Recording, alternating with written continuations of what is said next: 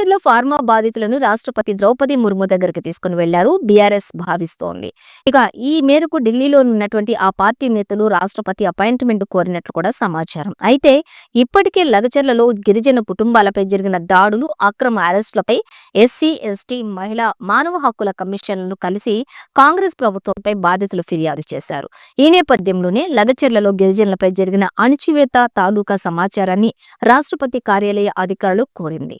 ఇక దీంతో బలవంతపు భూసేకరణ ఘటన, పోలీసులు చేసిన దుర్మార్గపు దాడులను, లైంగిక దాడి వంటి అంశాలతో కూడిన పత్రాలను బీఆర్ఎస్ నేతలు రాష్ట్రపతి కార్యాలయానికి అందజేసినట్లు సమాచారం. అలాగే రాష్ట్రపతిని కలిసి తమ గోడు వినిపించాలని, అప్పటిదాకా హస్తినాలోనే ఉండాలని గిరిజన మహిళలు నిర్ణయించుకున్నారు. దీంతో బాధితులను రాష్ట్రపతి దగ్గరకు తీసుకెళ్లాలని బీఆర్ఎస్ భావిస్తోంది.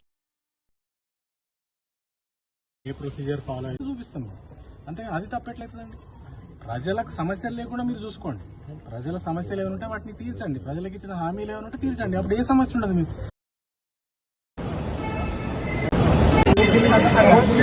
మా గిరిజన ఆడబిడ్డలందరికీ నేను ఒకటే మాటిస్తున్నా, మీరు ఇక్కడ దాకా వచ్చిన కేసీఆర్ సార్ తరఫున మీకు మాటిస్తున్నాం, మీ పిల్లలు, మీ భర్తలు, మీ ఇంటి వాళ్ళు, మీ మగపిల్లలు ఎవరైతున్నారో మీ ఇంటికి తిరిగి వచ్చేదాకా మీకు మొత్తం మేమే చూసుకుంటాం. తప్పకుండా